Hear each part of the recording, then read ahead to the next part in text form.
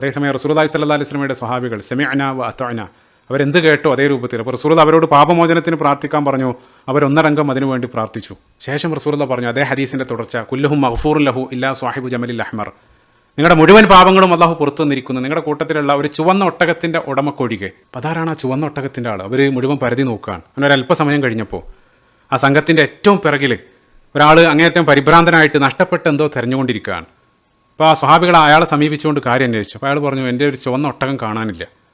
അപ്പോൾ ഉടനെ തന്നെ അവർക്ക് മനസ്സിലായി റസൂലുള്ളാഹി സ്വല്ലല്ലാഹി അലൈഹി വസല്ലം നേരത്തെ ഉദ്ദേശിച്ച വ്യക്തി ഇയാൾ തന്നെയാണ്. അപ്പോൾ അവർ പറഞ്ഞു, തആൽ യസ്തഗ്ഫിർ ലക റസൂലുള്ളാഹി സ്വല്ലല്ലാഹു അലൈഹി വസല്ലം, നിങ്ങൾ ഞങ്ങളുടെ കൂടെ വാ, റസൂലുള്ളാഹിനോട് പോയിട്ട് നിങ്ങൾക്ക് പാപമോചനത്തിന് വേണ്ടി പ്രാർത്ഥിക്കാൻ വേണ്ടി പറയാം.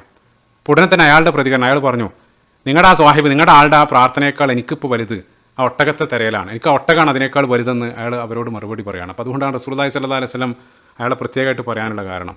അയാളുടെ ആ പ്രതികരണത്തിൻ്റെ കാര്യം മനസ്സിലാകുന്നുണ്ട്. അയാൾ അകത്ത് നിഫാക്കുള്ളൊരു വ്യക്തിയായിരുന്നു. അവിടെ വെച്ച് അയാൾ വഴിമാറി പോവാണ്. അപ്പോൾ ശരിയായിട്ടുള്ളൊരു കാരണത്താലല്ല അയാൾ റസൂലുള്ളാഹിൻ്റെ കൂടെ കൂടിയത്. റസൂലുള്ളാഹിൻ്റെ കൂടെ ഉണ്ടെന്ന് കരുതി ഒരാൾ സ്വഹാബി ആയിക്കൊള്ളുന്നില്ല. അപ്പോൾ നിരവധി യുദ്ധയാത്രകളിൽ നിരവധി മുനാഫിക്കുകളായിട്ടുള്ള ആളുകൾ പങ്കെടുത്തിരുന്നു. അപ്പോൾ അള്ളാഹു തന്നെ പരിശുദ്ധ ഖുർആനിൽ സൂറത്ത് തൗബയുടെ 101-ാമത്തെ വചനത്തിൽ, വമിമ്മൻ ഹൗലക്കും മിനൽ അഅറാബി മുനാഫിഖൂൻ വമിൻ അഹ്ലിൽ മദീനത്തി മറദു അലൻ നിഫാഖ് ലാ തഅലമുഹും നഹ്നു നഅലമുഹും. അറാബികളിൽ നിന്നും നിങ്ങളുടെ ചുറ്റുപാടുള്ള ചില ആളുകൾ, അതേപോലെ തന്നെ മദീനക്കാരിൽ തന്നെ മുനാഫിക്കുകളായിട്ടുള്ള ആളുകളുണ്ട്. ഒരുപക്ഷെ നിങ്ങൾക്ക് അവരെ അറിയില്ല, പക്ഷേ അള്ളാഹുവിനെ അവരെ കൃത്യമായിട്ട് അറിയാമെന്ന് അള്ളാഹു പരിശുദ്ധ ഖുർആനിലും പറയുന്നുണ്ട്.